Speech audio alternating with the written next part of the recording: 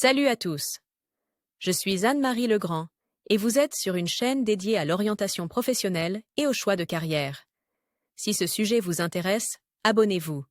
Et maintenant, passons directement au thème de la vidéo La d'aujourd'hui. pandémie a contribué non seulement à la croissance de l'intérêt pour les formats d'apprentissage à distance, mais aussi au désir de nombreux spécialistes d'acquérir une nouvelle profession. Dans le même temps, certains citoyens ont privilégié de nouveaux domaines d'activité, choisissant des professions électroniques, tandis que d'autres ont commencé à s'intéresser de plus près aux domaines traditionnels, par exemple la pédagogie. La logique de l'action de ces derniers est assez simple, ils peuvent fermer des magasins, des divertissements et des plateformes commerciales, mais ils ne laisseront jamais les écoliers et les étudiants sans education. En outre, divers centres de formation proposent d'apprendre le métier d'enseignant littéralement en quelques mois, en partant de zéro. Par ailleurs, le Centre d'orientation professionnelle ProfGID a récemment mis au point un test d'orientation professionnelle précis, qui vous indiquera les professions qui vous conviennent et vous donnera des indications sur votre type de personnalité et votre intelligence.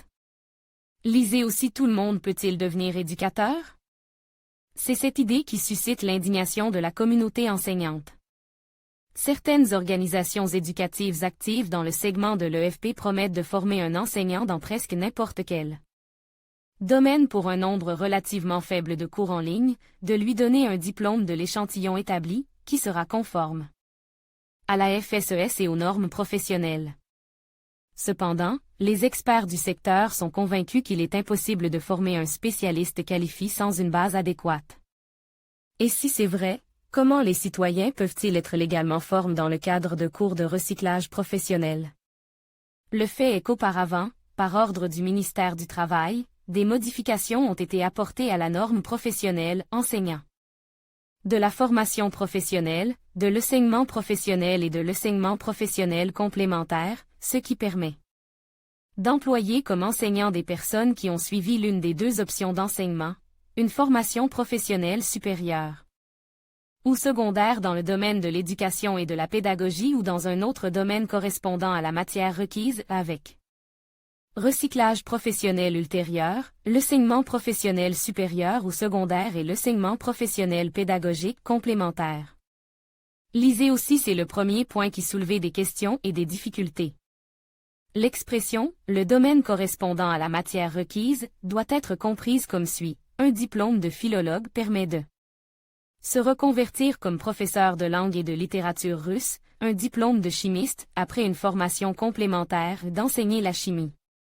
En d'autres termes, un citoyen possède au départ des connaissances sur son futur sujet et il a besoin d'être formé aux disciplines pédagogiques pour non seulement savoir, mais aussi être capable de transmettre et de faire passer les informations nécessaires aux étudiants.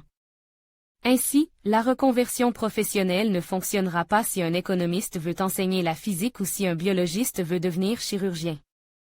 Formation de qualité, cours de qualité. Le problème n'est pas qu'il est désormais possible d'apprendre le métier d'enseignant dans le cadre de cours de recyclage professionnel. L'essence même du conflit réside dans le fait que pour obtenir une formation professionnelle complémentaire de qualité, il faut une base appropriée. Et un citoyen qui exprime le désir de devenir enseignant devrait savoir avec certitude, son éducation primaire est-elle adaptée à un tel travail? D'où l'autre aspect, des organisations éducatives peu scrupuleuses, qui non seulement interprètent les actes normatifs à leur convenance, mais ne fournissent pas non plus d'informations objectives à leurs étudiants.